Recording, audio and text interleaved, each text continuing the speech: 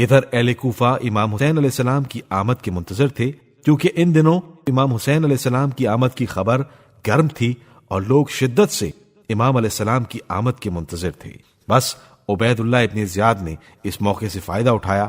وہ اپنے قافلے کے ساتھ رات کے وقت کوفے میں داخل ہوا اور اس نے اپنا چہرہ نقاب سے ڈھانپا ہوا تھا۔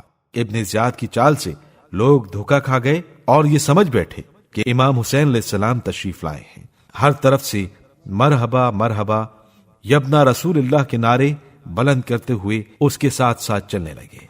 نعمان ابن بشیر بغاوت کے آثار کو دیکھ کر دارالامارہ میں بند ہو کر بیٹھ گیا اور اس نے حکم دیا کہ دارالامارہ کے تمام دروازے بند کر دیے جائیں۔ جب یہ قافلہ دارالامارہ کے نزدیک پہنچا تو ابن زیاد نے اپنے چہرے سے نقاب ہٹا لی۔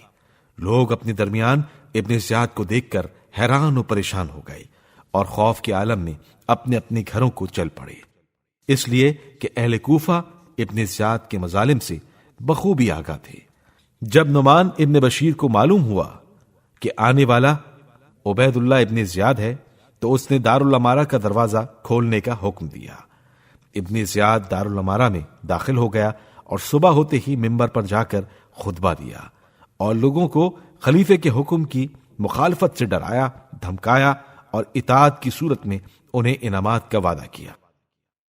اس نے کوفے کے رئیسوں اور قبیلوں کے سرداروں کو حکم دیا کہ اپنے اپنے محلوں اور قبیلوں میں جس جس کو حکومت کا مخالف پائیں ان کے ناموں کی ایک فہرست تیار کریں، ورنہ وظیفے بند اور معافیاں ضبط کی جائیں گی، بلکہ چھپانے والا چاہے کیسا ہی معزز کیوں نہ ہو قتل کر دیا جائے گا۔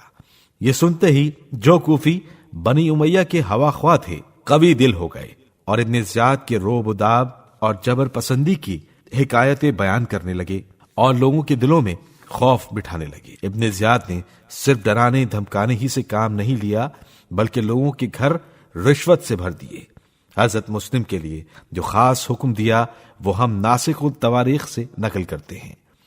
ابن زیاد اٹھا اور ایک جماعت کے ساتھ مسجد میں نماز ادا کی اور پھر منبر پر جا کر کہنے لگا، لوگو کیا تم نہیں دیکھتے کہ مسلم ابن عقیل نے جو ایک بے وقوف اور جاہل آدمی ہے کیسا فتنہ برپا کیا ہے؟ یاد رکھو مسلم کو میں جس کے گھر پاؤں گا اس کے گھر کو لوٹنے کا حکم دوں گا اور اس کو بغیر قتل کرائے نہ چھوڑوں گا، اور جو کوئی مسلم کو لا کر میرے سامنے حاضر کرے گا اس کو دولت سے مالا مال کر دوں گا۔ لوگو خدا سے ڈرو اور اطاعت سے منہ نہ موڑو، بیعت یزید کو توڑ کر اپنے کو ہلاکت میں نہ ڈالو۔ ابن زیاد کی اس تقریر نے اہل کوفہ کو حد درجہ خائف کر دیا اور وہ یکا یک حضرت مسلم سے پھر گئے۔ حضرت مسلم ابھی تک مختار کے گھر مقیم تھے، لیکن جب کوفیوں کی حالت بدلی ہوئی نظر آئی تو وہ ہانی ابن عروہ کے یہاں چلے گئے۔